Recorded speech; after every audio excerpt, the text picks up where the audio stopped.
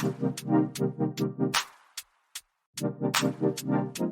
going on, everybody, and welcome to the other side of the Firewall podcast, where we talk about the latest and greatest of cybersecurity news, as well as we highlight those movers and shakers and glass ceiling breakers, those people of color who've made it to the other side of the proverbial firewall.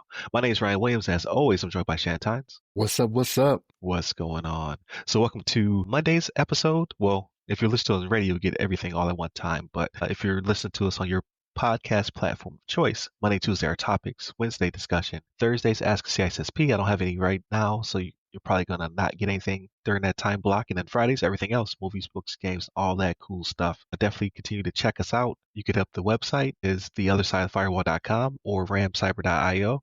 And we drop a weekly newsletter called The Rundown as well. So lots of ways to keep in touch with us, to watch our content. And we greatly appreciate that. But without further ado, I'll give you to Shannon. All right, everybody. This article comes from Forbes.com, written by Davey Winder. And the title of this one is 16 billion Apple, Facebook, Google, and other passwords leaked. And yes, that is billion with a B. So those of you that have seen the movie Pentagon Wars, they always specify. You telling me billion with a B? Yes, billion with a B. That's what it was. So this leak, I don't want to call it like a singular leak, but what it seemed to be was it was a conglomerate of databases that had some information in it, right? Compromised credentials, things of that nature, right? Passwords that are out there being used. And again, to the tune of 16 billion. So they say this is the largest to date that they've ever come across when it comes to passwords of being out there. And that's scary, right? So like you think about the amount of people that are on the planet, right? But again, we use passwords for everything, right? So of the suspected 8.2 billion people that are out there, which there's a study out there with a professor from, I think it's Finland or something like that says we've severely underreported the amount of people that are here on the earth. But you know, that's one of those things that it'll come out later, but let's stick with 8.2 billion. That's widely believed.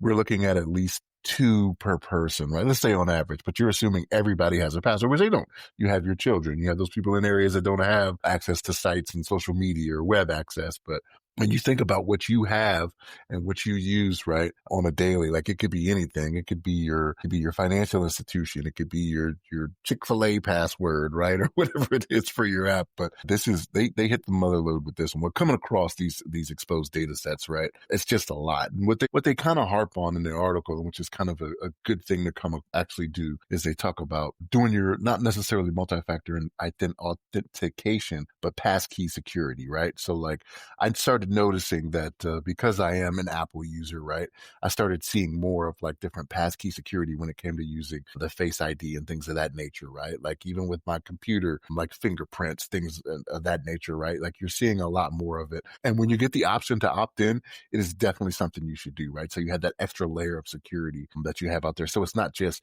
username and password, right? Like that is, in this day and age, that is really just the weakest thing you could do is just have username and password out there because it is not safe because of situations like this, right? We've come to the point where we've seen it numerous times now where username and password gets exposed. And that's the only thing you have to get into your different items that you use on the daily, right? Like your financial institution, again, your Chick-fil-A's, right? You can't go without your Chick-fil-A. Only on Sunday can you go without your Chick-fil-A, I guess, right? But that's always when I feel like I want it the most too. Not to get off track, but I always feel like I want Chick-fil-A the most on Sunday. It's always when you can't have it. Right, because you can't have it. Yeah, it's like, I really feel like some Chick-fil-A today. But yeah, but with passkey security, if you get the option to opt in, because I know Meta has gone to it for a lot of its stuff as well, right?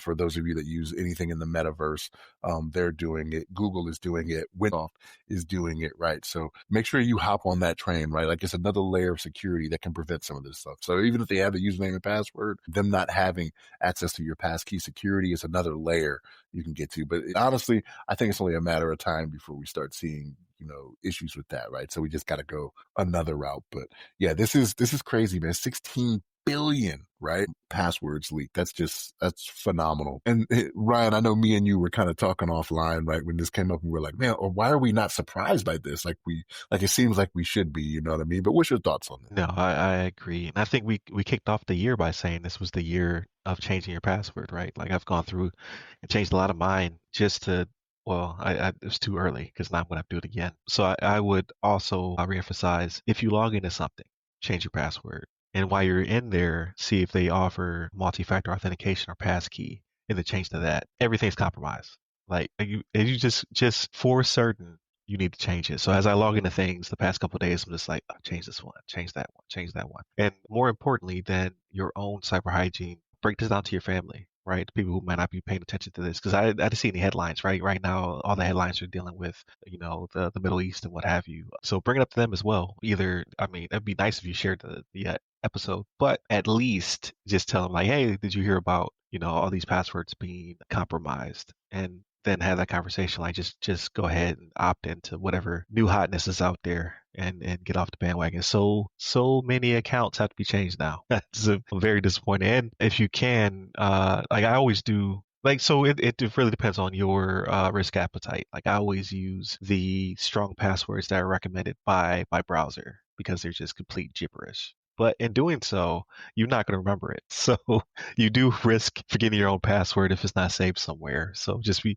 careful that you save it to either your browser, your password wallet, or wherever you can save it. But again, that's a risk, right? Like browsers get compromised, password managers get compromised, things of that nature. Again, whenever possible, enable MFA as well as switch to passkey if you can. So that's my 2 cents. And even with you mentioning, like we've seen it with the password wallets getting compromised and things of that nature. I think it's a matter of having multiple ways that you get into something, right? Having the multi-factor authentication is what strengthens it. Like we say it all the time, nothing is 100%, right? Like the only thing that's 100% is abstinence, right? And even then, I don't know.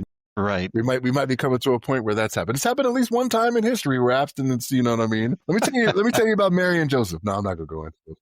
No, I mean, honestly, it's the fact that you try to minimize the risk, right? Like we want to say it as we say it all the time. Nothing is 100% risk free, but you got to do your best to try to make it harder for the walls to be breached, so to speak. Yeah, absolutely. So definitely continue to check us out. Again, Monday, Tuesday, our topics, Wednesday discussion, Thursdays, Ask CISSP when I have one, and then Fridays, everything else, movies, books, games, all that good stuff. Oh, I forgot to mention at the top, the book pre-order is available now. You can get it at theothersideoffirewall.com, as well as pretty much anywhere books are sold. But pre-orders are iffy depending upon distribution channel. But if you go to theothersideoffirewall.com, you can definitely pre-order. So hit that one up. Yeah. And hit up all the websites, theothersideoffirewall.com, ramcyber.io. Hit me up personally at RY Security Guy. That's RY Security Guy. You can find me pretty much everywhere. Stay safe. Stay secure.